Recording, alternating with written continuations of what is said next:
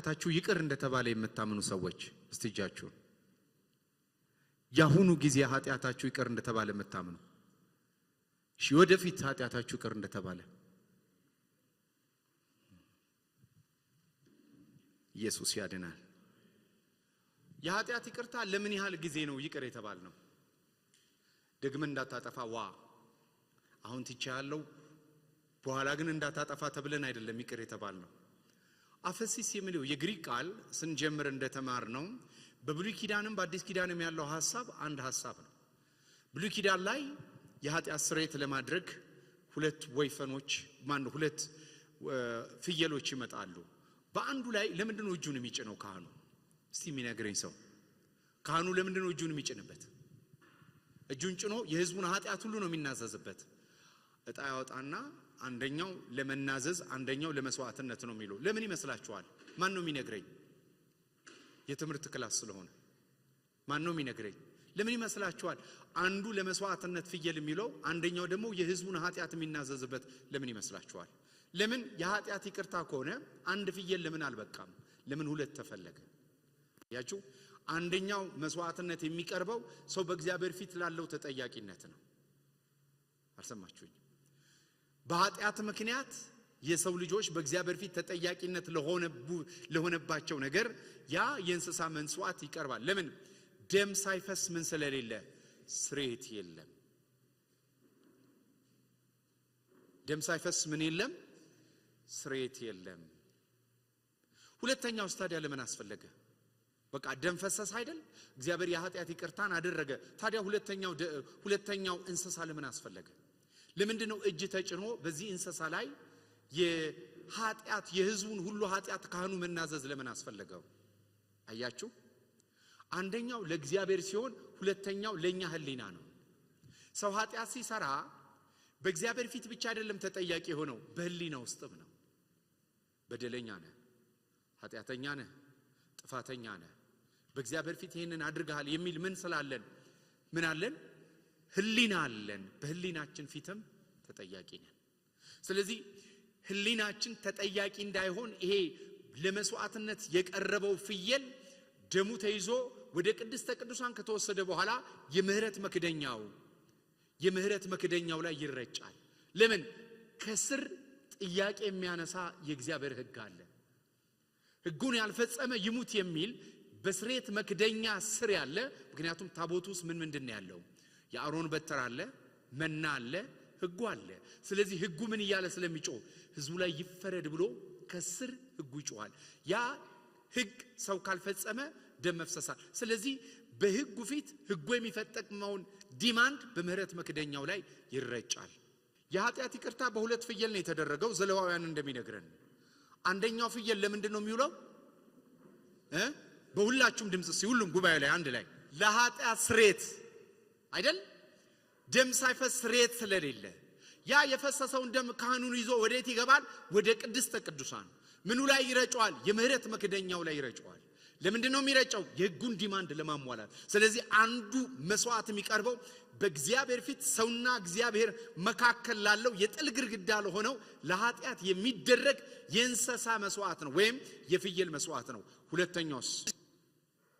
ሁለተኛውስ ካህኑ እጁን ይጭንበትና ምን ያደርግበታል የሕዝቡን ሁሉ ኃጢአት ይናዘዝበታል በመውጣት እስራኤል በድሏል በመግባት እስራኤል በድሏል እያለ የሕዝቡን ሁሉ ኃጢአት ከተናዘዘበት በኋላ ይሄ ፍየል ወዴት ይወሰዳል ከሕዝቡ መካከል ከመንደር ይወጣና ወደ ምድረ በዳ እንዲሰደድ ይደረጋል ይሄ የምድረ በዳው ፍየል አዛዜል ይባላል አዛዜል የሚባል መንፈስ አልሰማችሁ አዛዜል የሚል ፊልሞች ላይ ካርቶን ፊልሞች ላይ የቻይና ፊልሞች ላይ አዛዜል የሚል ስም ትሰማላችሁ መንፈስ ነው አዛዜል መንፈስ ነው በምድረ በዳ ያለ የሕዝቡን ጩኸት ተከትሎ የሚሄድ በምድረ በዳ ፍየል ላይ የሚሰራ የጨለማ ኃይል ነው አንዳንድ መናፍስቶች አዛዜል ነኝ ብለው ራሳቸውን ይገልጣሉ ስለዚህ አዛዜል የተባለው ፍየል ምን አይነት ፍየል ነው የሕዝቡን ኃጢአት ሁሉ ይዞ ይወጣ ነው ለምንድን ነው ይሄ መውጣት ያስፈልገው ምክንያቱም ሕዝቡ ኃጢአታቸውን እግዚአብሔር ወደ ምድረ በዳ ሰዶታል እንዳታስታውሱ ሪማይንደር እንዳይሆን ማስታወሻ እንዳይኖር ከህሊናችሁ ውስጥ ይሄ ፍየል ሲሄድ ስታዩ ህሊናችሁ ይረፍ። ምክንያቱም ኃጢአታችሁ ምስራቅ ከምዕራብ እንደሚርቅ እንዲሁ እግዚአብሔር አድርጎታል። ስለዚህ የህሊና እረፍት እንዲሰማቸው ነው። አያችሁ ማንኛውም ትምህርት ሁልጊዜ ሶስት አይነት መልክ አለው። ሥላሴ አብ ወልድና መንፈስ ቅዱስ ድነታችን ላይ፣ ከዛስ መንፈስ ነፍስና ስጋ ደግሞ ሰውን ማዕከል ያደረገ።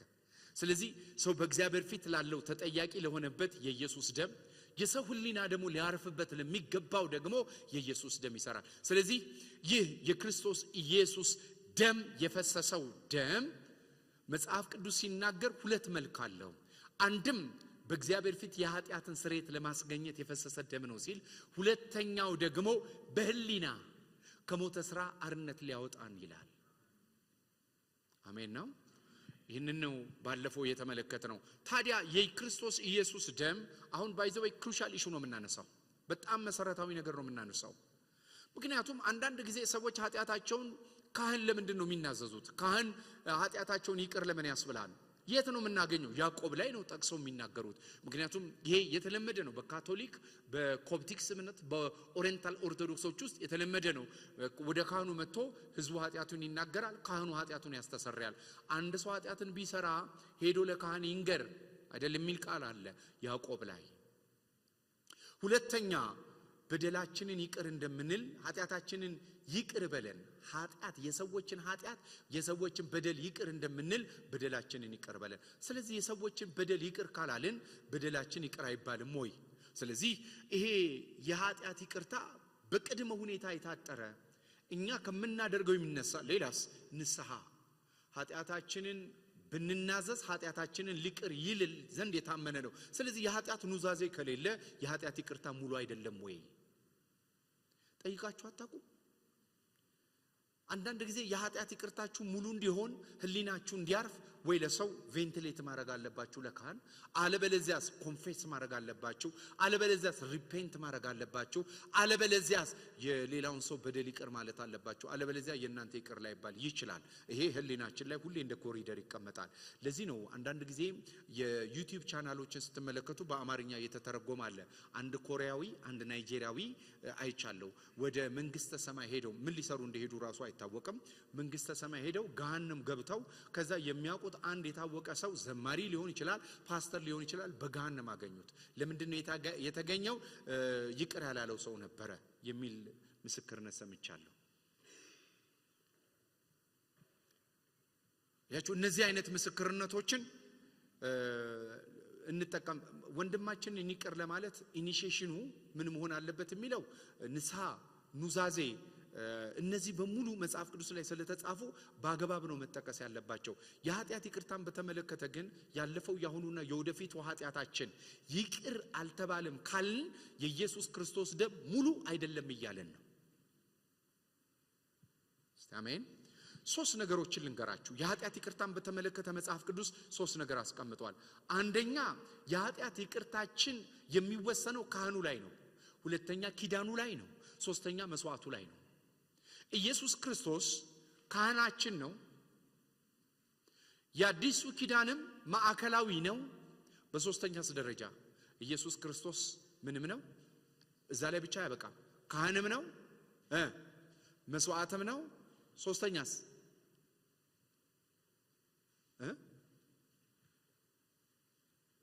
የኪዳኑ ባለቤት። ይሄ እምገባው አዲሱ ኪዳኔ ነው ያለው ማን ነው? ኢየሱስ ነው። ስለዚህ በደንብ ስሙኝ። የኃጢአት ይቅርታን በተመለከተ እግዚአብሔር በብሉይ ኪዳንም ሆነ በአዲስ ኪዳን የኃጢአት ይቅርታን የሚሸከሙት ሶስት ፒላሮች ናቸው። ከኔ ጋር ሶስት ፒላሮች ናቸው። የኃጢአት ይቅርታን ስታስቡ ሶስት ነገሮች አስቡ። አንደኛ ካህኑን፣ ሁለተኛ መስዋዕቱን፣ ሶስተኛ ኪዳኑን አስቡ። እነዚህ ሶስቶች የኃጢአትን ይቅርታ የሚሸከሙ ፒላሮች ናቸው። የኃጢአት ይቅርታ የተደረገበትን ምክንያት ወይም የተደረገባቸው የተቀመጠባቸው ቤድሮኮች እነዚህ ሶስቱ ናቸው። መጽሐፍ ቅዱስ ከኃጢአት ይቅርታ ጋር የክርስቶስ ኢየሱስ ክህንነትን ሰፍቶታል። የኢየሱስ ክርስቶስን መስዋዕትነት ሰፍቶታል። የኢየሱስ ክርስቶስን ኪዳንም ሰፍቶታል።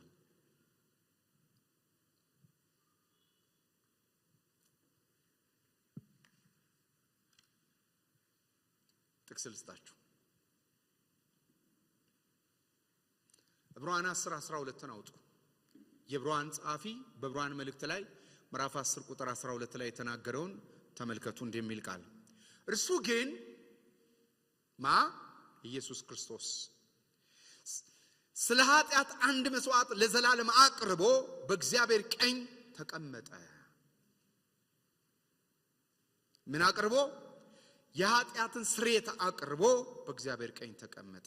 ሁለተኛ ዕብራውያን 8:1 ላይ ከተናገርነው ነገር ዋና ነገር ይሄ ነው። ዕብራውያን ሳስተምር ነግሬያችኋለሁ። የዕብራውያን መልእክት ዋና ነገር ይሄ 8:1 ላይ ያለ ነው። የዕብራውያንን መልእክት የሚቆጣጠረው 8:1 ላይ ባይዘው የዕብራውያን መጽሐፍ እንዳነበባቸው የሚታወቀው 8:1 ላይ የመልእክቱ ጭብጥና የመልእክቱ ክብደት ሄቪነስ ያለው እዚህ ጋር መሆኑን ስታውቁ ነው። ዕብራውያን 8:1 እንዲህ የሚል ቃል አለ። ከተናገርነው ዋና ነገር ይሄ ነው። ምን ካልነው? ከተናገርነው ዋና ነገር ይሄ ነው። ወይም በአጭር አማርኛ የመልእክቴ ዋና ነገር ይሄ ነው እያለን ነው። በሰማያት በግርማው ዙፋን ቀኝ የተቀመጠ እንዲህ ያለ ሊቀ ካህናት አለን። አሁን ሁለቱንም ደጋግሞ የሚነግረን የተቀመጠ ካህን አለ። የተቀመጠ ካህን አለ። የጌታችን የመድኃኒታችን የኢየሱስ ክርስቶስ ክህነት ከኃጢአት ይቅርታ ጋር የተሰፋ ነው። ስለዚህ ምን አይነት ካህን ነው ይላል? የተቀመጠ ካህን ነው። ተቀመጠ ማለት ምን ማለት ነው? ቴሊዮስ ጨረሰ፣ ደመደመ የሚል ነው። እኛ ዕብራውያን አይደለንም እንጂ ወይም አይሁዳውያን አይደለንም እንጂ አይሁዳውያን በደንብ ነው የሚገባቸው። ለምን? በብሉይ ኪዳን አደባባይ ቅድስትና ቅዱሳኑ በመተመለከቱበት ሰዓት ላይ አንድም ቦታ ላይ በአደባባይ ይሁን በቅድስቱም ይሁን በቅድስተ ቅዱሳን ላይ ወንበር መቀመጫ የሚባል ነገር ለካህኑ የለም። ካህኑ ተቀምጦ አያውቅም። ለምን? ምክንያቱም ወይፈኖች ዋኖሶችና መስዋዕቶችን በማምጣት ሁሉ ጊዜ የሚደረግ ነው። ወገኖች ሆይ አንድ ነገር በጣም ልንገራችሁ። የኃጢአት ይቅርታን ትምህርት ሊብሬትድ አድርገን መማር አለብን። አንዳንድ ጊዜ ሰዎች የኃጢአት ይቅርታን በግልጽነት ከተማረን ሰዎች ኃጢአት እንዳይለምዱ ወይም የሰው ስራ ነው የሚታወሳቸው። የሰው ስራ ሰው እንዳይበላሽ ብለን ኢየሱስ የሰራውን ስራ ልንደብቅ አንችልም። የተቀመጠ ካህን አለን። ደስ ይበላችሁ። የተቀመጠ ካህን አለን። ደግሞ ሰው በሰራው ድንኳን የገባ አይደለም፣ በእጅ ወዳልተሰራቸው። ምክንያቱም ሙሴን እግዚአብሔር ሲናገረው ምን ብሎ ነው የነገረው? በሰማይ ባለው አይነት ብሉፕሪንት ነው መሬት ላይ ስራ ያለው። እኔ እንደማሳይ ለሰማይ ጥላ የሆነ ነው አገልግሎቱ። ይሄ ግን ወደ እውነተኛይቷ ድንኳን ገባና እለት እለት መቆም አያስፈልገውም። አንድ ጊዜ ያቀረበው መስዋዕት ለአንዴና ለዘላለም ስለሆነ ስራውን ፈጽሞ የተቀመጠ ካህን ያለን። የብሉይ ኪዳን ካህን ግን ጥርስ ሰብሮ ሲመጣ የሆነ ጥፋት ሲያጠፋ ዋኖስ፣ የእፍ መስፈሪያ ዱቄት፣ ኮርማ፣ ወይፈን ሕጉ እንደደነገገው አይነት መስዋዕት እያመጣ የሕዝቡ ኃጢአት ይከናወናል። የኢየሱስ ክርስቶስ ደም ግን በቂ ስለሆነ ካህኑ የሰራው ስራ ግን በቂ ስለሆነ ምክንያቱም ይህ ካህን አንደኛ ለራሱ ኃጢአት መስዋዕት ማቅረብ አያስፈልገውም። ሁለተኛ እየደጋገመ ማቅረብ አያስፈልገውም።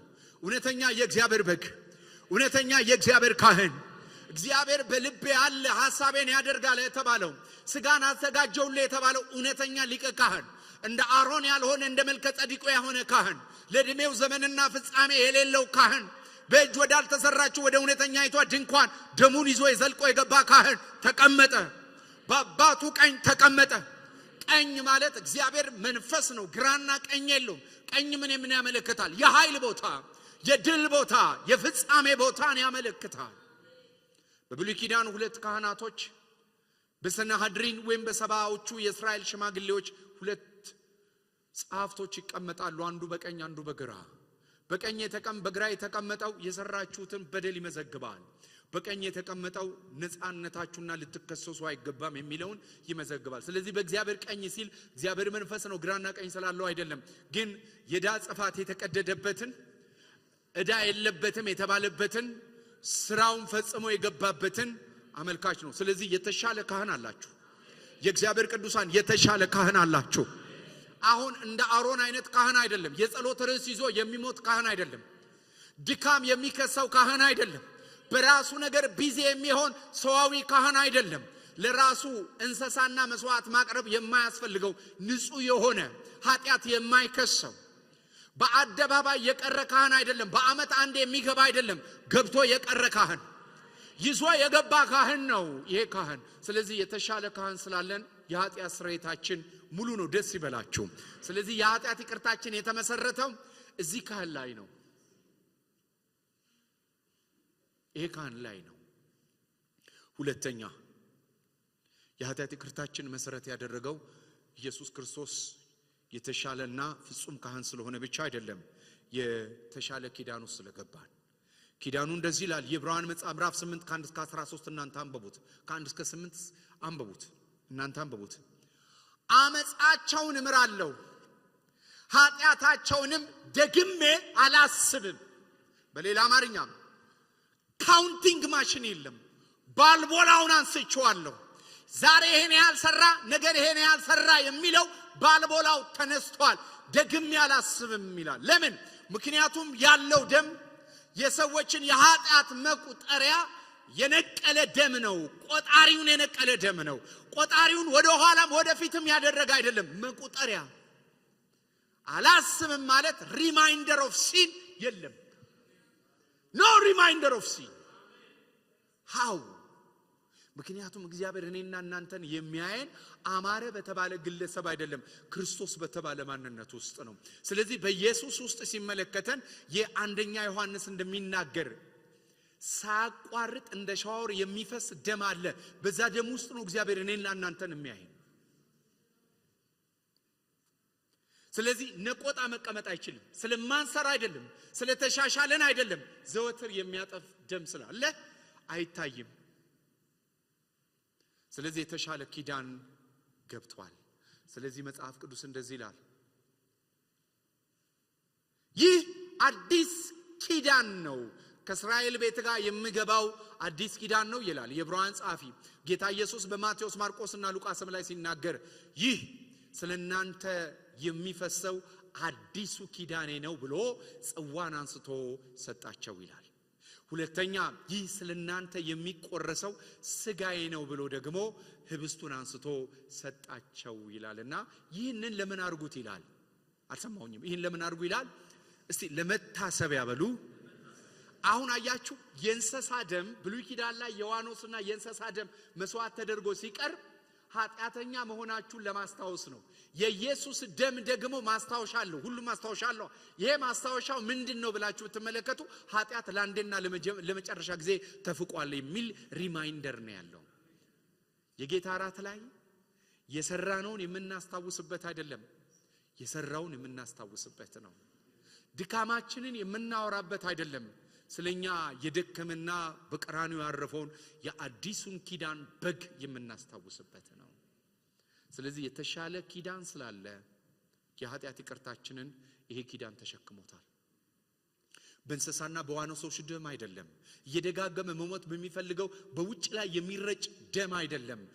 በቅድስተ ቅዱሳን ላይ የሚረጭ በሕዝቡም ላይ የሚረጭ ደም አይደለም። ተይዞ የተገባ ደም ነው። በጥብቅና በሰማይ በማማለድ የቀጠለ ደም ነው።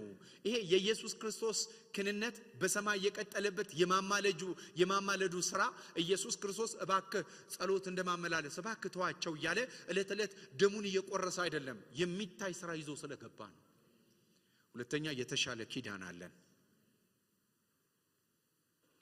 ኮቨነንት ፓወርፉል ነው። ኪዳን በጣም ፓወርፉል ነው። ስለዚህ ኢየሱስ የገባው አዲሱ ኪዳን ይሄንን አምጥቷል። ሶስተኛ የኃጢአት ይቅርታችን ዘላለማዊ ነው። የኃጢአት ይቅርታችን ሪማይንደር የለውም። ይሄ ለምንድነው የሚያስፈልገው ብላችሁ ስትመለከቱ በደንብ ስሙኝ። ሶስተኛው የሚያሳየው ደግሞ የተሻለ መስዋዕት ነው። የተሻለ መስዋዕት ነው። ይሄ የሮሜ 8 እንደሚነግረን ሮሜ 9 ዕብራውያን 8:9-10 እንደሚያወራን ሪማይንደር ይሄ የእንስሳና የበጎች ደም በየዕለቱ መቅረብ የሚያስፈልገው ደም ነው። በየዓመቱ መስዋዕትነት ይጠይቃል። አሁን ግን እግዚአብሔር ክቡር የሆነው የክርስቶስ ኢየሱስ ደም በአንድ መስዋዕት በአንድ ደም ለዘላለም ኃጢአትን ይቅር ብሏል። ዕብራውያን ሳስተምራችሁ እነዚህን በሙሉ አስተምሬያለሁ። ስለዚህ አንድ ነገር አስቡ። የኃጢአት ይቅርታችሁ የተመሰረተው እናንተ ኃጢአት ስለማሰሩ ስለማትደክሙ የተሻላችሁና ብፁዕ ቅዱስ ስለሆናችሁ አይደለም። የኃጢአት ይቅርታ ስታስቡ የእምነታችን ጀማሪና ፈጻሚ የሆነውን ኢየሱስን ተመልከቱ። እሱ በአንድ መስዋዕት በአንድ ክንነት በተሻለ ኪዳን የኃጢአት ይቅርታን አስገኝቷል። ይሄ እንግዲህ በመስቀሉ ላይ የተሰራ ሕያው የሆነ የክርስቶስ ኢየሱስ የኃጢአት ይቅርታ ስራ ነው። ታዲያ ይሄ ከተሰራ መማር ምን ያስፈልጋል? በቃ እንደተሰራ ማመን ነው እንጂ የሚያስፈልገን ዕለት ዕለት ድነታችንን ከክርስቶስ ደምና ከኃጢአት ይቅርታ ጋር መማር ለምን አስፈልገን ብላችሁ ብታስቡ በደንብ ስሙኝ። ሁለተኛ የኢየሱስ ክርስቶስ የደም ስራ በእግዚአብሔር ፊት መታየት ብቻ ሳይሆን በህሊናችን ላይ የሚሰራው ስራ አለ። ህሊና ምንድነው? መጽሐፍ ቅዱስ ስለ ህሊና ይናገራል። እኛም ዕለት ዕለት ስናወራ ህሊና የለህም፣ በህሊና ያለው ሰው ይሄን ያደርጋል እንላለን። ህሊና ምንድነው? ህሊና ማለት በሰዎች ውስጥ እግዚአብሔር ያስቀመጠው ሰዎች ሲሳሳቱና ትክክል ሲሰሩ ምስክርነት የሚሰጥ የውስጥ ዳኛ ህሊና ይባላል። ኮንሳይስነስ ህሊና ማለት ይህንን ዴፊኒሽን ከየት ነው ያገኘነው? ከሮሜ 2 የሮሜ 2 ነው። ጥቅስ ልስጣችሁ። ሮሜ 2 ቁጥር 4 ላይ የእግዚአብሔር ቃል እንዲህ ይላል።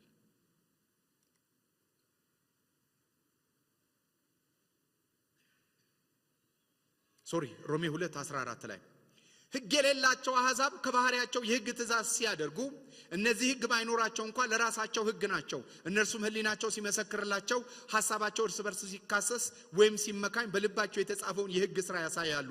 ህሊና በልብ በተጻፈው ሕግ ምስክርነት ይሰጣል። አሕዛብ ናቸው። የእግዚአብሔር ቃል ሰምተው አያውቁም፣ ግን ልክና ልክ አይደለም የሚለውን በህሊና ምስክርነት ውስጥ የተቀመጠ የህሊና ዳኛ ራይትና ሮንግ የሚል የሰዎች ህሊና አለ። የዕብራውያን ጸሐፊ ይህንን ሲነግረን እንዲህ ብሎ ነው የተናገረው። የኢየሱስ ክርስቶስ ደም ከዚህ ጋር ያለውን ስራ ዕብራውያን 9:14 ላይ እንዲህ ይላል። ነውር የሌለው ሆኖ በዘላለም መንፈስ ራሱን ለእግዚአብሔር ያቀረበ የክርስቶስ ደም እንዴት ይልቅ ያው እግዚአብሔርን ልታመልኩ ከሞተ ስራ ህሊናችሁን ያነጻል። በደንብ ስሙኝ። ብዙዎቻችን ዲፋይልመንት ወይም ደግሞ በተደጋጋሚ የህይወት አዙሪት ውስጥ የምንወድቅበት ትልቁ ምክንያት ኃጢአት ዓለም ላይ ስላለ ብቻ አይደለም። ኃጢአት ዲያብሎስ ስለሚያሰራ ብቻ አይደለም። ህሊናችን ቡት በሆነ የኃጢአት ሰርክልና አዙሪት ውስጥ የተጠመጠመ ስለሆነ ነው። የተሸነፈ የኃጢአት ኃይል ስላለ ነው።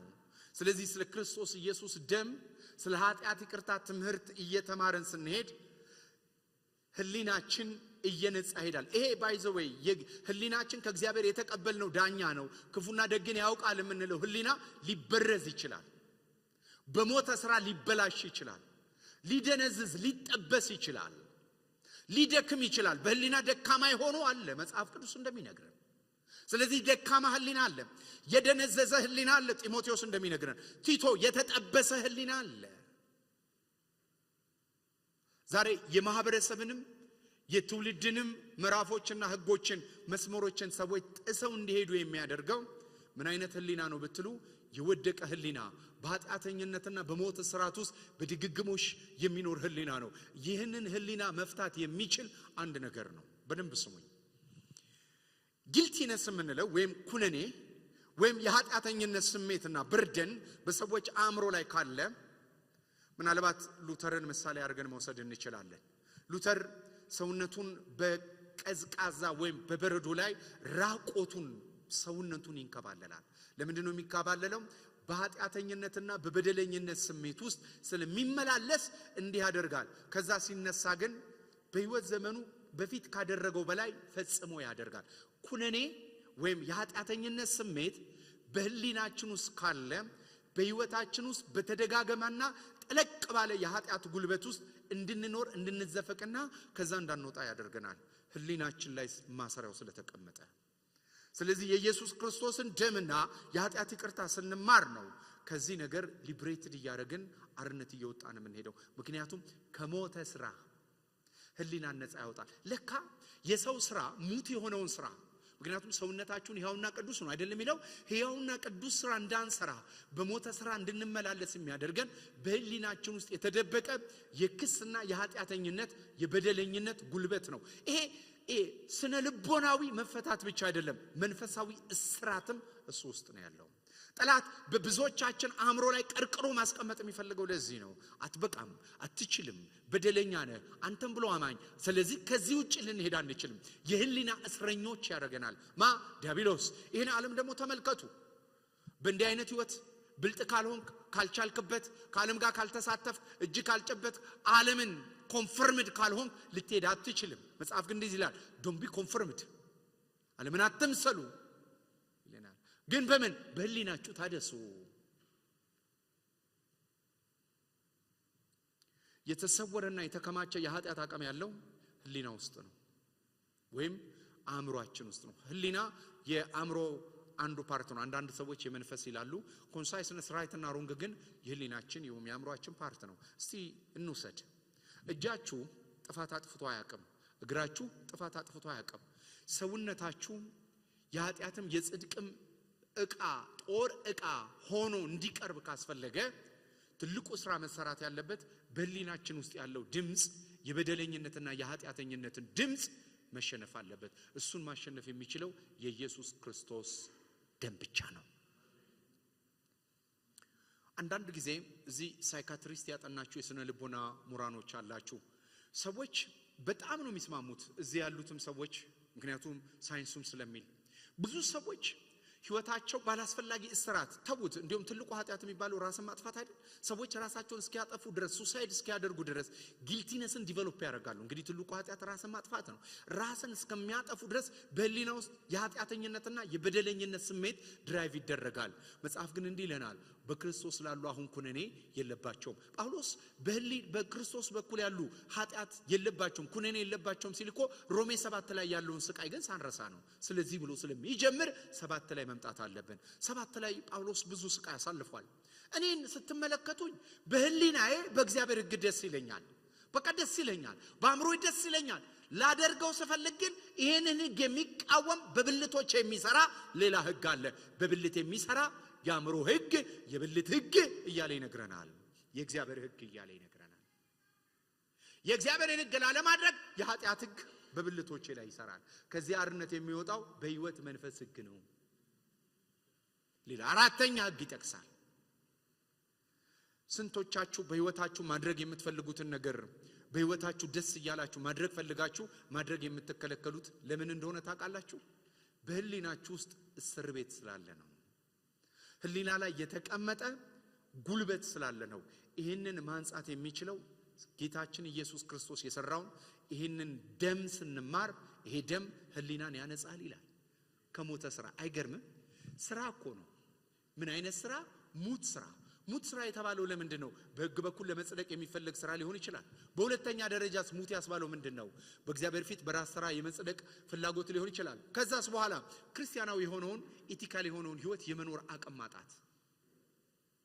how to defeat እንዴት እናሸንፈው? እንዴት ይሸነፍ ስትሉ ህሊናችሁ ውስጥ ዕብራውያን 7 ምን እንደሚል ታውቃላችሁ? ለምንድን ነው እስራኤላውያን ኃጢአት የሚሰሩት ሲል የኃጢአት ሪማይንደር ነው መስዋዕቱ ይላል። ዕብራውያን አስተምር ያለው 7 8 9 ላይ እየደጋገሙ ኃጢአት ላይ እንዲገናኙ ያደረገው ይሄ የሚያቀርቡት መስዋዕት የኃጢአትን ሪማይንደር ስላለው ነው። ኃጢአተኛ ነህ፣ በደለኛ ነህ የሚል የኢየሱስ ደም ሲባል ይሄ እንትኑን እንዳታስቡ፣ የሚፈሰው ፈሳሽ እንዳታስቡ። እሱ ብቻ አይደለም፣ መላ መስዋዕትነቱን ነው የሚያስበው። የክርስቶስ ደሙን አፍስሶ ስንል ምኑን ነው የሚያስበው? መስዋዕትነቱን በሙሉ ያስባል። የደረገልን የከፈለልንን በሙሉ የሚያጠቃልል ነው። ኢየሱስ ክርስቶስ ለኔና ለናንተ የሰራነውን ማውራት ስንጀምር በህሊና ውስጥ ኃጢአት መደበቅ አይችልም።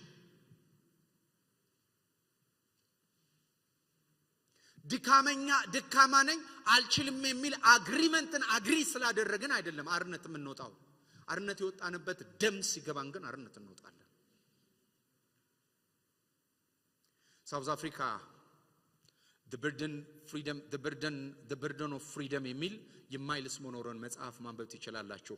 ሳውዝ አፍሪካ ውስጥ አፓርታይድ ለዘመናት ገዝቷል። አሁን አፓርታይድ በሳውዝ አፍሪካ ውስጥ የለም። አፓርታይድ ሜንታሊቲ ግን በሰዎች አእምሮ ውስጥ አለ።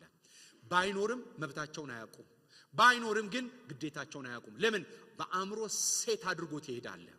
አንድ ነገር በጣም ወቆ በአዳምን ኃጢአት ምክንያት በወደቅንበት ውድቀት ምክንያት ህሊናችን ዳሜጅድ ሆኗል። አእምሮአችን ፕሮፐርሊ በጽድቅና በአርነት እንዳይመላለስ ዳሜጅ አጋጥሞታል። ከዚህ ዳሜጅ አርነት የሚወጣው የአርነት ሰነዳችን የሆነው የኢየሱስን ደም ስትረዱ ብቻ ነው። በሌላ አማርኛ የክርስቶስ ኢየሱስ ደም የነጻነት ሰነዳችን ነው። ማግና ካርታ ኦፍ ክርስቲያኒቲ ይለዋል የላቲንን ቋንቋ ሉተር ተጠቅመው። በማግና ካርታ ኦፍ ክርስቲያኒቲ የነጻ የወጣንበት ሊብሬትድ የተደረግንበት የአርነት ሰነዳችንን ነው። የኢየሱስ ደም የአርነት ሰነዳችን ነው። ከኃጢአት አርነት መውጣት ከተፈለገ አርነት ወደ ወጣንበት ደም ማተኮር አለብን። ደሙ ነው መሰበክ ያለበት። የኃጢአት ይቅርታ ነው መሰበክ ያለበት። ምን እንዳገኘን ነው መሰበክ። ይሄ እየተሰበከ ሲመጣ በአእምሮ ላይ ለዘመናት የሰራ የኃጢአት ባርነት እየተጠረገ ይሄዳል። ከዛ መጽሐፍ እንደሚል ታውቃላችሁ፣ ለንጹሃን ሁሉ ንጹህ ነው ሲል ከህሊና ጋር ያይዞ ነው የተናገረው ጳውሎስ። ጊዜ ወስዳችሁ ከኮንሳይስነስ ከህሊናችሁ ጋር ዲል አድርጉ። ህሊና ማለት ከናንተ ውጪ ልክና ልክ አይደለም የሚል በእናንተ ውስጥ የተገጠመ የህግ ስርዓት ነው። ሮሜ 2 እንደሚነግረን። ሃሌሉያ። ከኔ ጋር ናችሁ?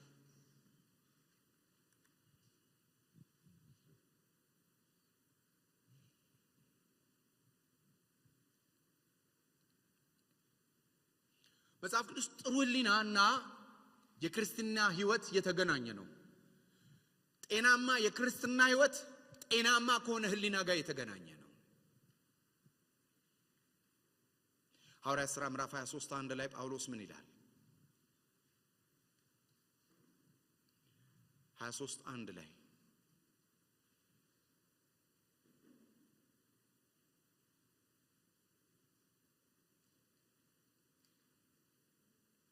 ጳውሎስም ሸንጎን ትኩር ብሎ ተመልክቶ ወንድሞች ሆይ እኔ እስከዚህ ቀን ድረስ በመልካም ህሊና ሁሉ በእግዚአብሔር ፊት ኖሬአለሁ።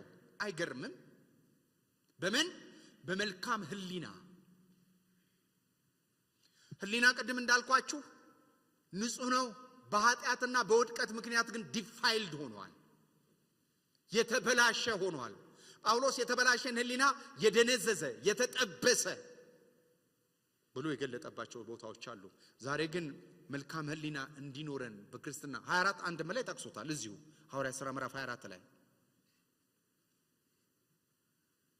24:16 ላይ 24:16 ላይ እንዲህ የሚል ቃል ታገኛላችሁ።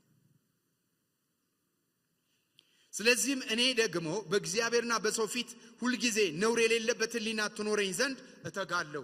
በሌላ አማርኛ ንጹህ ህሊና የትጋት ውጤት ነው። አሁን ንጹህ ህሊና እንዴት ነው የሚገኘው? በክርስቶስ ኢየሱስ ያገኘነውን አርነት ሊብሬትድ የተደረግንበትን ቁጭ ብለን ፕሮፐርሊ በመማርና በማወቅ ትጋት ይፈልጋል። ዝም ብሎ የሚገጠም አይደለም። ፕሮሰስ ነው፣ ሂደት ነው። ለምን? ህሊናችን የወደቀበት ውድቀት የሚጀምረው ከእናታችን ማህፀን አይደለም፣ ከአዳም ይጀምራል። በጎ ህሊና ያጣንበት የተጠበሰ ህሊና ባለቤት የተደረግንበት የውድቀት ውጤት አለ። ይሄንን ህሊና ነፃ የምናወጣበት ህሊናችንን የምናከመበት ትልቁ በክርስቶስ ተሰርቶ ያለቀውን ቴሌዎስ የሆነውን የኃጢአት ይቅርታ አለኝ የሚለውን ትምህርት እሱ በህይወታችን ውስጥ ደጋግመን ሲገባ ነው ለውጥን የምናመጣው። የለውጥ ምክንያት የሰራነውን ማስታወስ አይደለም፣ የተሰራልንን ማስታወስ ነው። አሁን በደንብ ስሙኝ። ህሊናችን እስር ቤት ነው። ህሊናችን ከእስር ቤት እንዲወጣ የሚያስፈልገው የታሰረበትን ነገር ማብራራት አይደለም፣ አርነት የወጣበትን አቅም መመገብ ነው። በአሜሪካ ውስጥ የባሪያ ፍንገላ ከታወጀበት 16 ዓመት ያህል ቆይቶ ነው በቴክሳስ ተግባራዊ ሆነው። ለምን? 16 ዓመት ያህል የባሪያ ፍንገላ እንደቆመ ቴክሳስ ውስጥ አይታወቅም። ስለማይታወቅ ባሪያ ይፈነገላል። ግን ህጉ ከወጣ ከብዙ ጊዜ በኋላ ፊሊፒንስ የፊሊፒንስ ጫካ ውስጥ በሁለተኛ ዓለም ጦርነት ለጃፓን የሚዋጋ የጃፓን ወታደር በፊሊፒንስ ጫካ ውስጥ ለብዙ ዓመታት ጫካ ውስጥ ተቀምጧል። ለምን እንደተቀመጠ ታውቃላችሁ? የዓለም የሁለተኛ ዓለም ጦርነት ካለፈ ከብዙ ዓመት በኋላ እዛ ውስጥ ተቀምጧል። ለምን እንደተቀመጠ ታውቃላችሁ? የሁለተኛ ዓለም ጦርነት እንዳቆመ አያውቅም። ህሊናችሁ የኃጢአት ይቅርታ እንዳገኛችሁ ስላላወቀ ነው በባርነት። የመረጃ እጥረት አለበት። ከዛስ ለብዙ ጊዜ የኖረበትን ባርነት መርሳት አይችልም። ዲፋይልድ ነው። የኃጢአት ባሪያ ነው። የኃጢአት ሪማይንደር ነው። ከዚህ አርነት ለመውጣት የሚያስችለውን የአርነት ነፃነት በክርስቶስ ኢየሱስ እግዚአብሔር ይቅር ብያችኋለሁ የሚለውን የአርነት ትምህርት ሊብሬትድ ስላልሆነ ነው። ባይዘወይ ብልቶቻችን በትክክል የማይሰሩት አእምሮአችን ትክክለኛ መረጃ ስለሌለው ነው። የአእምሮአችን ትክክለኛ መረጃ ያላገኘው የእግዚአብሔር ቃል ብርሃንና ጉልበት ስላላገኘው ነው። ሁሌ እመኑ፣ ለነቃችሁበት ነው የምትኖሩት። አንተ የምትተኛ ንቃ ይልና ክርስቶስ ያበራልሃል። አያችሁ፣ ከተኛንበት የምንነቃው የበራልን ክርስቶስ ስናገኘው ብቻ ነው። ለነቃንበት ዓለም ነው ንቃተ ህሊናችን የሚሰራው። ንቃተ ህሊና አልሰማችሁ? ገጠር ውስጥ ያለ ንቃተ ህሊናና ከተማ ያለ ንቃተ ህሊና አንድ ነው? ይለያያል። ከተማ የኖረ ሰው ንቃተ ህሊናው ቶሎ አንዳንድ ነገሮች ምን እንደሆኑ ያውቃል። በጣም ገጠርና ሪሞት የነበረ ሰው ግን ሲመጣ አንዳንድ ነገሮች ምን እንደሆኑ ለማወቅ ጊዜ ሊወስድበት ይችላል። ይሄ የትምህርት ጉዳይ አይደለም፣ የኤክስፖዠር ጉዳይ ነው። ራስን ላጋለጥንበት ነው። ለእግዚአብሔር ብርሃን፣ ለኃጢአት ይቅርታ ብርሃን ስትጋለጡ ለንጹሃን ንጹህ ነው ይላል ጳውሎስ። ፒዩሪቲ የሚጀምረው ከእጅና ከእግር አይደለም።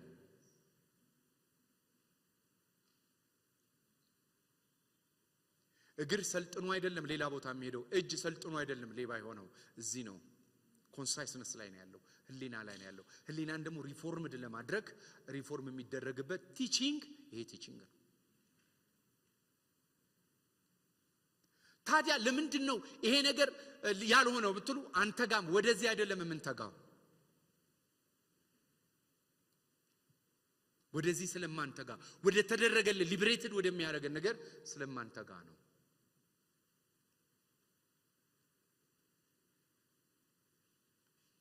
አሁን እኔና እናንተ እንደምናወራው አምላክ ሞቶልናል። አምላክ በስጋው መጥቶልናል፣ ሰው ሆኖልናል። ዓለም ይከብዷል። ለምን እንደሚከብደው ታውቃላችሁ? ለህሊና ከባድ ነው። እኔና እናንተ እኮ መንፈስ ቅዱስ ረድቶን ነው አምላክ ለኃጢአት የሞቷል የምንለው። ራስ ድብን ነው ማለት ያለብን። ለአንተ ኃጢአት አምላክ እንዴት ይሞትልሃል ነው የሚለው። ለምን? ምክንያቱም የሰዎች ህሊና ጀስትስን የሚረዳው በዚህ መልኩ ስለሆነ ነው። የኔና የእናንተ ህሊና ግን ይሄንን ፍትህ ተቀበለ። ምን የሚል? አምላክ በስጋው በኩል ለኃጢአቴ ሞቶልኛል። ይሄንን አሁን አንድ እንደው በእውነት እኔና እናንተ መንፈስ ቅዱስ ስለረዳን ተቀበልን እንጂ ለአንድ ሙስሊም አምላክ ሰው ሆነ ስትለው ገና ሽንት ቤት ዋለ፣ ሽንት ቤት ገብቶ በልቶ እንጀራ እየተጸዳዳ እንደኛ በፍጹም አልቀበልም ነው። ደግሞ ጭራሽ ሞተልኝ። ራስን እንጂ ለኃጢአት መሞት ያለበት አምላክ ሞተልኝ ምን ማለት ነው? ፍርደ ገምድል ነው አምላክ ይልሃል። ለምን? ህሊና እንዲህ ነው የሚያስበው። እኔና እናንተ ግን ይሄ ብርሃን ህሊናችንን ረድቶታል። እንዲህ ነው እውነት የሚገባን፣ እንዲህ ነው ብርሃን የሚያገኘን። ስሙ ይባረክ። አሁን ይሄ ለብዙዎች ከባድ ነው፣ ለኔና ለእናንተ ግን የድነት ወንጌል ላይ የገባን እውነተኛ ወንጌል ይሄ ስለሆነ ነው። አንደኛ ጴጥሮስ ምዕራፍ 3 ይሄንን ነው የሚነገረን። ቁጥር 15-16 ስለ ተስፋችሁ መልስ ስትሰጡ በጎ ህሊና ይኑራችሁ ይላል። ምን አይነት ህሊና ይኑራችሁ? በጎ ህሊና ይኑራችሁ። ስለምን? ስለ ተስፋችሁ። ስለ ተስፋው ራሱ በጎ ህሊና የሌለው ሰው አለ። ያድናል ስትል መች አዳነ? የታለ ዳንከው? ትግል አለ፣ የህሊና ትግል አለ። ለምን? ህሊና ሪዝንና ሎጂክን አመክንዮን ነው የሚደገፈው፣ ዳኛ ነው። ህሊናን የሚረታ ብርሃን ግን የኢየሱስ ደም አለ። ስሙ ይባረክ። ህሊና የሚረክሰውና የሚደነዝዘው መቼ ነው ስትሉ፣ አንደኛ በሐሰት ትምህርት፣ ሁለተኛ በቋሚ ኃጢአት ውስጥ ሰዎች ሲመላለሱ ህሊና ይደነዝዛል። ሐሰተኛ የሆኑ ትምህርቶች በሰው አእምሮ ላይ እየገቡ ሐሰተኛ ትምህርት ማለት ከክርስቶስ ነጥሎ ራስ ወዳድ የሚያደርግ ትምህርት ሐሰተኛ ትምህርት ነው። እውነተኛ ትምህርት ክርስቶስ ላይ የሚያጣብቅ ነው። ሰምታችሁ ወደ ልጁ መልክ ካላደጋችሁበት፣ ምክንያቱም የክርስትና ትምህርት ዋነኛ ዓላማ የልጁ መልክ እንድንመስል። ዞር ብላችሁ የራሳችሁ መልክ ከሆነ ያ ትምህርት ትክክለኛ አይደለም። በሁለተኛ ደረጃ ኃጢአትን ሰው ዝም ብሎ እንደ ቀልድ ሲለማመድ ምን እንደማለት እንደሆነ ታውቃላችሁ? ለተወሰነ ጊዜ እስቲ ቀዝቃዛ በረዶ የበዛበት ቦታ ላይ እስቲ ስሩ፣ ወይም ደግሞ እሳት ያለበት ይሄ ሁሉ ጊዜ የሚግል ነገር ፋብሪካ ላይ የሚሰራ ሰው ካለ እነዚህ ሰዎች ሙቀት እጃቸው እየሳበ ወይ ቅዝቃዜ እየለመደ ይመጣና ወላፈን ይለምዳል። አንዳንድ ጊዜ ወሬ ያወሩ እና ሲሉ ግማሹን ጎምዶ ሊወስዱ ይችላል። ለምዷል። ከዛስ ተቆርጦ ላያውቁ ይችላሉ። ያንዳንዱ ሞቆት ሌላው እሳት ላይ እንደተቀመጠ ያውቃል። ሌላ ጊዜ ግን ተቆርጦ ላታውቁት ትችላላችሁ። ተጎምዶ ሄዶ በአማረ ቀን ልትል የለም። ግማሹ በምን ሄዶ ነው? በመጠበስ በመደንዘዝ ሄዶ ነው።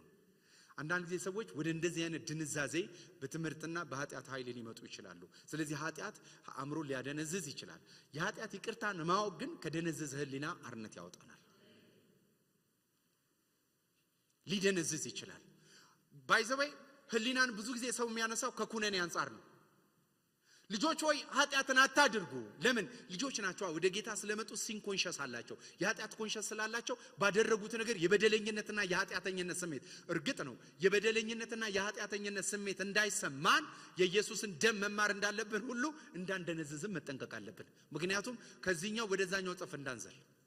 አንዳንድ ሰው የህሊና ወቀሳን በክርስቶስ ኢየሱስ የደም ትምህርት እንዲያሸንፍ ካስተማር ነው በኋላ ምንም ሲያደርግ ስትሬንግዝ ደግሞ ያደብራል። ወንድሙንም ሲበድል ችግር የለበትም። የወንድሙንም ስም ሲያጠፋ ሲያማ የፈለገውን ሲያደርግ ምንም ችግር የለበትም። ለምን? ኮሪደር ጥሶ ይሄድና ይደነዝዛል፣ ይለምደዋል። ስለዚህ ህሊና በምን ውስጥ ይወድቃል? በድንዛዜ ውስጥ ይወድቃል። ከሁለቱም ህሊናችሁን ጠብቁ። ከድንዛዜም ጠብቁ፣ እንደገና ደግሞ ከኩነኔም ጠብቁ። አንዳንድ ሰው በኩነኔ ነው የሚንቀሳቀስ። ሁሉ ባልበቃም ስሜት በበደለኝነት ስሜት ሊክሰው ይነሳል እግዚአብሔርን። እግዚአብሔር ባይዘወይ እንድክሱትም እንድትካሱም አይደለም የጠራችሁ፣ የልጁን መልክ እንድገልጡ ነው የተጠራችሁት። አያችሁ፣ አንዳንድ ጊዜ ፐርፌክሽኒዝም ይሄ ፍጹምነት በህይወታችን ይገባና የበደለኝነት ስሜት ባጠፋ ነው የበደለኝነት ስሜት ንስሐ አይደለም። የበደለኝነት ስሜት የንስሐ ምልክት አይደለም። ያልተፈወሰ ህሊና ድምጽ ነው። ለዚህ ነው የወንድሞች ከሳሽ መከሰስ የጽድቅና የምና። አሁን አንዳንድ ሰዎች ስናወራ በላንጉች ራሱ እንነሳት። መንፈስ ቅዱስ እየከሰሰኝ ነው። መንፈስ ቅዱስ አይከስም። እየወቀሰኝ ነው። አይወቅስም። ዓለምን ነው ይወቅሳል ያለው። ቮይሱ ሊትል ናት። ሮንግ መንገድ ላይ ነው ያለ ይልና በጨዋ ድምጽ ነው የሚነግርህ። አሁን አንዳንድ ሰው እንደዚህ ሌሊቱን ሙሉ ነው እግዚአብሔር ያስጨነቀ የሚገርም ይላል። ታው አስገድዶኝ እኔ ፈልጌው አይደለም። ታው የነገር ማማሪያ አይደለም። የመንፈስ ቅዱስ ባህሪው አይደለም። ጨዋ ጀንትል ነው መንፈስ ቅዱስ። ብዙዎቻችን እኮ የሳት ነው ሊትል ስለሆነች ነው ቮይሷ፣ ጀንትል ቮይስ ስለሆነ። ለምን? እዚህ ዓለም ላይ የለመድ ነው የሚያጣጋና የሚያወላግድ ድምጽ ነው። በላው ጠጣው የሚል ድምጽ ነው። አቴንሽን ስንሰጥ የነበር ነው። ረጋ የሆነው ሲምፕል ቮይሱን ግን እንዴት እንስማ? ጀንትል ነው መንፈስ ቅዱስ። አጩህብኝ የሚባል አይደለም መንፈስ ቅዱስ። መንፈስ ቅዱስ እኔና እናንተን ይመራል ነው የሚለው። ወደ እውነት ሁሉ ይመራል። ዓለምን ግን ስለ ጽድቅ አይደለም ምን ያደርጋል ይላል? ይወቅሳል፣ ይኮንናል፣ ኮንደምድ ያደርጋል ኖ ይላል። እኔና እናንተን ግን with gentle voice ይመራናል።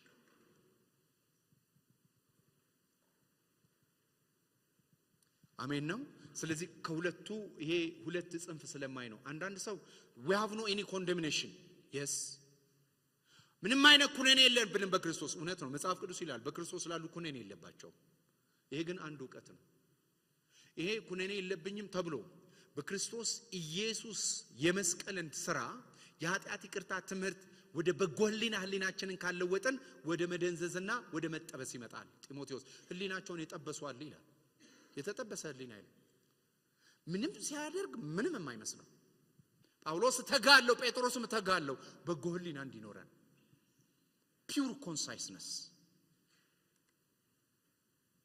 አንደኛ ጢሞቴዎስ ምዕራፍ 1 ቁጥር 5 ምንድነው የሚለው? የትእዛዝ ፍጻሜ ግን ከንጹህ ልብና ከበጎ ሕሊና ግብዝነትም ከሌለበት እምነት የሚወጣ ፍቅር ነው። እግዚአብሔር በእንዲህ አይነት ሕሊና ይባርከን። ሕሊናችን ወደዚህ ደጋሜን ስሙ ይባረክ። 4:1 ላይ በገዛ ሕሊናቸው እንደሚቃጠሉ ምን ብለው ይላል?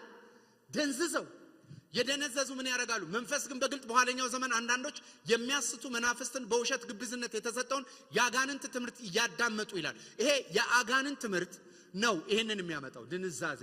የአጋንንት ትምህርት ይለዋል። የክርስቶስ ያልሆነ ትምህርት። መጽሐፍ ቅዱስ ላይ ትምህርቶች፣ የሰው ትምህርት አለ፣ የአጋንንትም ትምህርት አለ፣ የክርስቶስ ትምህርት አለ። የአጋንንት ትምህርት ይለዋል። ቲቶ 1:15 ሁሉ ለንጹሖች ንጹሕ ነው፣ ለርኩሳን ለማያምኑ ግን ንጹሕ የሆነ ምንም የለም። ነገር ግን አእምሮአቸው ሕሊናቸው ረክሷልና ይላል። አያችሁ ከሕሊና መርከስ ጋር ንጽህና እንደሚገኝ ከኔ ጋር ናችሁ አይደል? ከኔ ጋር ናችሁ። ሕሊናችሁ ሜንቴን እና መጠበቅ ከፈለጋችሁ በክርስቶስ ኢየሱስ ያለው ትምህርት ያጋንንት ትምህርት አለ። ያጋንንት ትምህርት ክስም ሊሆን ይችላል። ሰምታችሁ ባይዘበይ አጋንንት ሲነግራችሁና ሲያስተምራችሁ መጽሐፍ ቅዱሳችን ያጋንንትን ትምህርት ለመማር ምንም የትም መሄድ ያስፈልጋችሁም። ዘፍጥረት አዳምና ሔዋን የተማሩትን ትምህርት ማወቅ፣ ራቆትነት ባዶነትና መሸሽን ያመጣው ፍርሃትንና ሞትን ነው የሚያዝለው። የክርስቶስ ትምህርት ግን በህይወት መኖርን ጽድቅን ማድረግና ለቅድስና መነሳሳትን ነው የሚያደርገው። ስለዚህ ይሄ ክፍል ሲናገር ለንጹሃን ንጹህ ነው ይላል። አያችሁ ሕሊናችን ንጹህ ስላልሆነ እኮ ነው፣ ዲፋይልድ ስለሆነ ነው። ሮሜ 14 ላይ ትዝ ይላችኋል። እንደገና አንደኛ ቆሮንቶስ ምዕራፍ 8 ላይ ምን እንደተፈጠረ ትዝ ይላችኋል። በሕሊና ደካማ የሆኑ ሰዎች አሉ። በሕሊና የደከሙ በክርስቶስ ያላቸው መብት የማያውቁ ነው። በሕሊና የደነዘዙ ደግሞ ኃጢአትንና ያጋንንትን ትምህርት እንደውሃ የሚጨልጡ ናቸው። ለኔና ለእናንተ ግን ለንጹሃን ሁሉ ንጹህ ነው እንደሚል በክርስቶስ ባለው ትምህርት የኃጢአት ይቅርታን በማወቅ ሳንቲፊኬሽን። አሁን ይህንን ለምን እንዳስተማርኩ ልንገራችሁ። በክርስቶስ የተደረገ ነው የኃጢአት ይቅርታ ሰው ያወራና ትንሽ ቆይቶ ደግሞ ቅድስና ማስተማር ሲፈልግ ከተደረግነው ይወጣና የምናደርገው ላይ ያወራል። የምናደርገው የተደረግነውን በማወቅ ያለ የህይወት ስርዓት ነው። ከተደረግነው ሌላ ነገር ማድረግ በራሱ ልዩ ወንጌል ነው። የኃጢአት ይቅርታን ኢንዴፕዝ ስንማር አእምሮአችን ንጹህ ይሆናል፣ ሊብሬትድ ይሆናል። ምክንያቱም ትምህርቱ የምን ትምህርት ስለሆነ የአርነት ትምህርት ነው። ኃጢአት ይቅርታ የአርነት ትምህርት አይደል? ይቅር ተብላችኋል፣ በነፃ ተለቃችኋል። አፈስስ የሚለውን ቃል እኮ ያንን ፍየል ጠቀሰ። የነፃነት ትምህርት ነው። የአርነት ትምህርትን የሚያመጣው ህሊናችን ውስጥ የክርስቶስ ትምህርት ነው። በኃጢአት ያገኘነው ይቅርታ ትምህርት ሲገባብን አለበለዚያ ግን በደለኝነታችን አለመብቃታችን ምናምን ከተነገረ እውነት ነው። በቅተንም አናቅም፣ በደለኛ ነህ። ክርስቶስ በእኛ ግን በደሙ አማካይነት የማይደክም የአርነትን ህይወት ሰጥቶናል። እዚህ ላይ መቀመጥ አለብን። ስለዚህ የህይወት አስተምሮ የምንለው የጌታችን የኢየሱስ ክርስቶስ ሞትና ትንሣኤ ላይ ያተኮሩ ትምህርቶችን በመማር ውስጥ ያለ የአእምሮ መታደስ በህይወታችን ላይ ሲበዛልን የኃጢአት ይቅርታን በአርነት ህይወት ውስጥ መለማመድ ይሆንልናል። በደንብ ስሙኝ። ሁሌ ነው የምናገረው። አንድ ሰው ትግርኛ ለመማር ከፈለገ፣ ኦሮምኛ ለመማር ከፈለገ ቶሎ ሊለምድ ይችላል። ትግርኛ፣ ኦሮምኛ፣ ፈረንሳይኛ ቶሎ ይለምዳል። እንግሊዘኛ ግን ሰው ከህፃንነቱ ተምሮ ቶሎ አይለምድም። ለምን እንደማይለምድ ልንገራችሁ። ኦሮምኛን ቶሎ ስትለምዱ፣ ኦሮምኛ ተናግራችሁ የማታውቁ ትግርኛን ስትላመዱ ወይም ወላይተኛን ስትለምዱ፣ ሀዲይኛን ስታጠኑ፣ ሌሎቹንም ቋንቋዎች በቀላሉ ስታጠኑ እንግሊዘኛ የከበደ ለምንድን ነው ብትሉ ተሳስቶ ስለገባ። ስለዚህ እንግሊዘኛ ከመማራችን በፊት ለርኒንግ አይደለም ዲለርኒንግ ይፈልጋል። ማጁ ክርስትና ውስጥ ለዚህ ነው የመጀመሪያው የኃጢአት ይቅርታ ትምህርት የሚያስፈልገን። ይቅር ተብለሃል ተብለ ነው ከዛ አርነት ወጣል የሚለው ትምህርት የሚያስፈልገው። ዲለርኒንግ ከሌለ ሁሌ እንደምላችሁ በአማርኛ የሚያስብ እንግሊዘኛ ተናጋሪ ባለበት ስፍራ ትክክለኛ እንግሊዘኛ ተናጋሪ ሊኖር አይችልም። በተበላሸ ህሊና እያሰብን የኃጢአት ይቅርታን ሰው ሊረዳ አይችልም። በክርስቶስ የነበረው ሐሳብ በእናንተ ይሁን። ምንድነው ክርስቶስ መስቀል ላይ የሰራው? እሱን በማሰብ ውስጥ ነው አርነት ያለው። ስለዚህ ሞስትሊ የሜቶዶሎጂ ችግር ነው ያለው፣ የትምህርት ችግር ነው፣ የአይዲያ ችግር የለም። ቅድስና የሁላችንም ትምህርት ነው። በጽድቅ መመላለስ የሁሉም ትምህርት ነው። ግን እንዴት ይምጣ ነው? እንዴት ይምጣ? የሚያመጣው ያንተ ሲጨመርበት የንትን ሲጨመርበት ቅርጫ መጀመሪያ መሆን ያለበት የእንተናም ከመጨመሩ በፊት የኢየሱስ ክርስቶስ ትምህርት በእርሱ የነበረው ትምህርት በእርሱ የተሰራው ስራ በእናንተ ህይወት ውስጥ መወረስ ሲጀምራችሁ ያ ሪያሊቲ ስለሆነ ያ ትሩዝ ስለሆነ ይሄ እውነት አርነት ያወጣችኋል። እውነት አርነት ያወጣኛል በሉ እስቲ አያችሁ። ስለዚህ ህሊናችሁ ላይ ያለው የጥፋተኝነት ስሜት ሳይሆን እውነቱ እግዚአብሔር በክርስቶስ አማካይነት የሰጣችሁ የኃጢአት ይቅርታ ነው። እውነቱ እሱ ነው። come to the truth, come to the light። ስለዚህ ነው አንደኛ ዮሐንስ ላይ ኃጢአት የለብንም ለሚሉ ሰዎች ሲጀምር እንደዚህ ያለ እግዚአብሔር ብርሃን ነው በእርሱ ዘንድ ጨለማ የለም። God is light, God is truth። ይህንን ለማምጣት የተደረገ ትምህርት ነው። ስለዚህ change your methodology። የሰራነውን በማሰብ የምንሰራውን አንለውጥም። የተሰራልንንና የተደረግነውን በማወቅ ግን የምንሰራውን እንለውጣለን። አሜን። ለብዙ ጊዜ እንደ ጦጣ በአራት እግሩ የሚሄድ ሰው ካገኛችሁ ይሄን ሰው አብሮ ስለዋለ ነው። ከጦጣ ጋር ስላደገ ሊሆን ይችላል ጦጣ የሆነው። አንድ ሰው ኒውትሪሽኒስት ጋር ሄደ። ይሄን ነግሬያችሁ ልጨርስ ጥሩ ትምህርት ስለሆነ ኒውትሪሽኒስት ጋር ሄደና የኒውትሪሽኒስት ጋር ይኬዳል። ታውቃላችሁ ዌይት ሉዝ ለማድረግ እኛም ጋር አለ ተጀምሯል። አትሄዱ አለ ይኬዳል። ኒውትሪሽኒስት ጋር ይኬድና ዌይት ሉዝ ለማድረግ እንደዚህ ፕሬሸር አለብኝ ብለድ ፕሬሸር ጀምሮኛል። ከዛስ በኋላ እንደዚህ አይነት ስፖርትና ፊት ለማድረግ እንዲህ አይነት ውድድር ውስጥ ለመግባት ኒውትሪሽኒስት ያስፈልገኛል ተብሎ ይኬዳል። አንድ ቀን አንድ ኒውትሪሽኒስት ጋር አንድ ሰው መጣ። ከዛ ኒውትሪሽኒስት ሲመለከተው ምንድነው የፈለከው ሲለው አይ እኔ ወደ የትኛውም ሱፐርማርኬት ሲሄድ ቶሎ ብዬ የማነሳው የውሻ ብስኩት ነው አለው። የውሻ ብስኩት ነው። ለአንተ ታዲያ እኮ ኒውትሪሽኒስት አይደለም የሚያስፈልገ አንተ የሚያስፈልገ ሳይካትሪስት ነው። ማን እንደሆንክ ነው ማወቅ ያለብህ እንጂ ምን መብላት እንዳለብህ አይደለም መማር ያለብህ አለ።